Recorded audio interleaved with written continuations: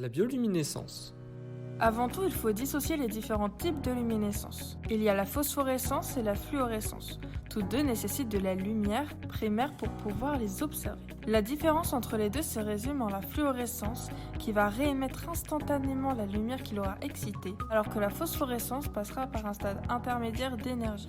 Et enfin, il y a la bioluminescence. Elle ne nécessite pas de source de lumière, mais d'une succession de réactions chimiques afin de les convertir en énergie lumineuse. Comme le terme bio le montre, ce phénomène se produit chez les êtres vivants. D'abord, commençons par un petit cours d'histoire.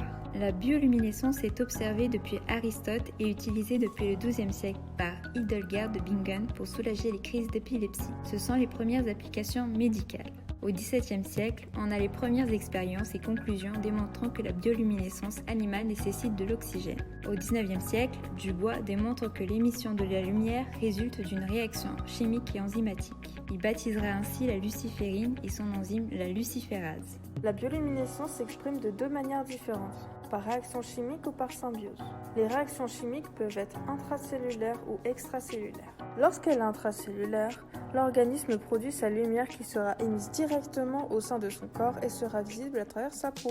Pour les organismes capables de bioluminescence, l'intérêt est considérable. Ce processus leur procure protection contre les prédateurs lors du camouflage, un moyen de communication lors de la reproduction, ainsi qu'une méthode efficace pour chasser. Nous allons présenter la bioluminescence des lucioles, plus particulièrement Luciola lusitanica. La luciola est un genre d'insecte coléoptère de la famille des Lampyridae. Le clignotement dynamique des lucioles constitue un code que l'on peut assimiler à un langage spécifique à chaque espèce. L'émission de ces signes lumineux permet au mâle et à la femelle de communiquer entre eux et ainsi trouver un partenaire de reproduction. Mais comment ça marche ? La bioluminescence est une réaction qui se crée grâce à deux molécules indispensables que sont la protéine substrat luciférine et l'enzyme luciférase. Ces deux molécules vont se lier pour former un complexe qui va subir une oxydation, ce qui va le rendre instable et excité.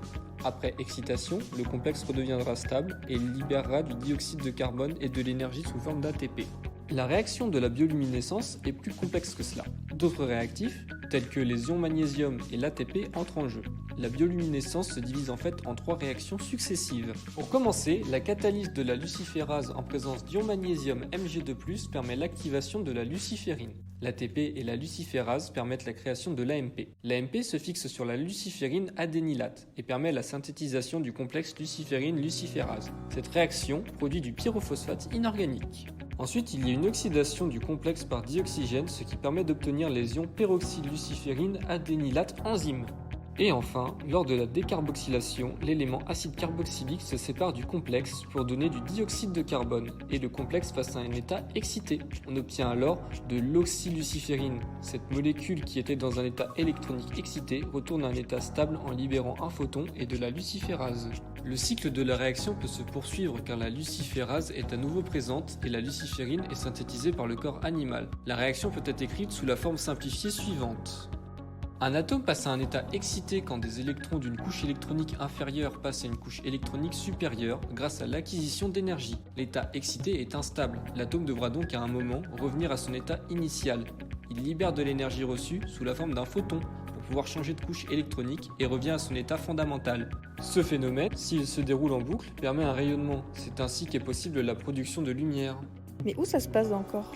L'extrémité de l'abdomen des lucioles est tapissée de photophores, des petits organes bioluminescents. Ces photophores sont formés d'une couronne de cellules lumineuses, les photocytes, groupés autour d'une trachée. Chaque photocyte contient des petits organites appelés peroxysomes. Dans ces peroxysomes se produit la réaction chimique qui provoque l'émission de photons. Cette émission est contrôlée indirectement par le système nerveux. En effet, le cerveau envoie un signal nerveux aux muscles de l'abdomen. Ces derniers se contractent et expulsent les réactifs de la réaction à la surface de l'épiderme de la luciole. La réaction chimique a lieu et la lumière apparaît. Cette lumière est ensuite intensifiée par l'épiderme de la lanterne de la luciole.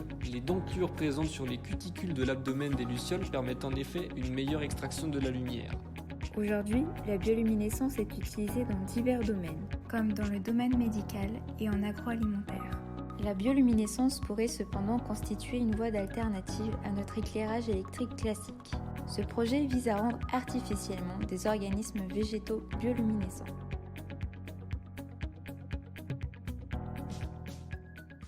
Free created using Powtoon.